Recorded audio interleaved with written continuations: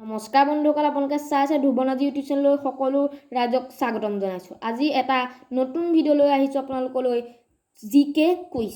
আজি 15টা কুইজ লৈ আহিছোঁ আপোনালোকৰ মাজলৈ আৰু কুইজৰ তলতে আনচাৰ দিয়া আছে। আহক আমি ভিডিঅ'টো পলম নকৰি আৰম্ভ কৰোঁ। আজি প্ৰথম কুইজ, ভাৰতীয় ৰাষ্ট্ৰীয় সংগীত জনগণ মন অধিক ৰাষ্ট্ৰীয় সংগীত স্বীকৃতি প্ৰদান কোনদিনা কৰা হৈছিল?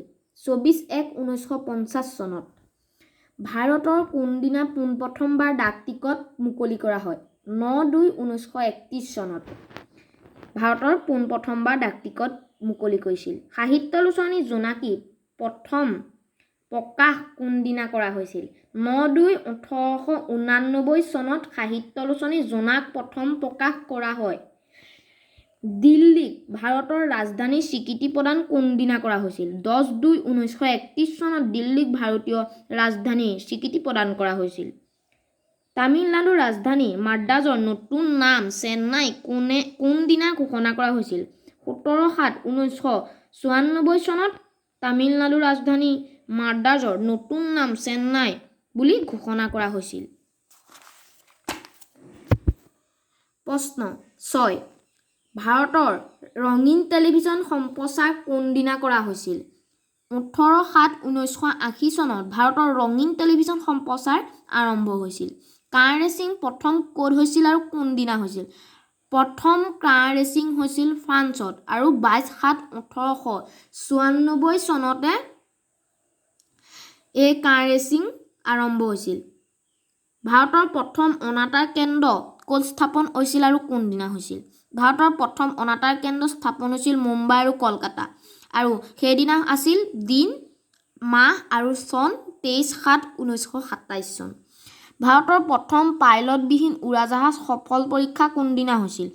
29/7/1983 চনত এই ভাৰতৰ প্ৰথম পাইলটবিহীন উৰাজাহাজ সফল পৰীক্ষা আৰম্ভ হৈছিল।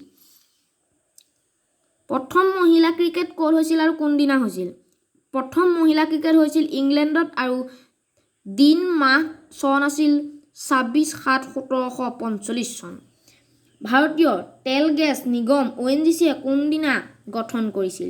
14/8/1956 চনত ভাৰতীয় তেল গেছ নিগম ONGCয়ে গঠন কৰিছিল। ভাৰতীয় জীৱন বীমা নিগম কোনদিনা গঠন হৈছিল?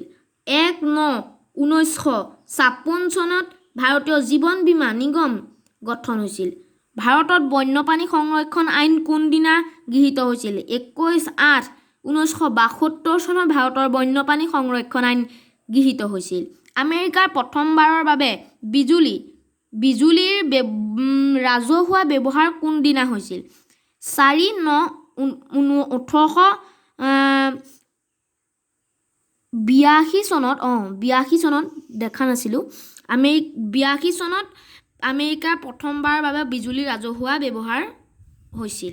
আৰু লাষ্টৰ প্ৰশ্ন 15 নম্বৰ প্ৰশ্নটো হৈছে, হিন্দী ভাষাক ৰাষ্ট্ৰীয় ভাষা স্বীকৃতি কোনদিনা দিয়া হৈছিল? 14/9/1949 চনত এই হিন্দী ভাষাক ৰাষ্ট্ৰীয় ভাষা স্বীকৃতি দিয়া হৈছিল। আৰু আজিৰ ভিডিঅ'টো আমি 15টা কুইজৰ ওপৰত বনাইছিলোঁ আৰু আজিৰ ভিডিঅ'টো ইমানেই আছিলে। যদি ভিডিঅ'টো ভাল পালে লাইক কৰক, শ্বেয়াৰ কৰক আৰু ছাবস্ক্ৰাইব কৰিবলৈ যাতে একেবাৰে নাপাহৰে। আৰু এই শব্দটো দেখিছেনে? ধন্যবাদ সকলো ৰাইজলৈকে এই শব্দটো দি আজি আমি ভিডিঅ'টো সামৰণি মাৰিছোঁ। জয় অসম।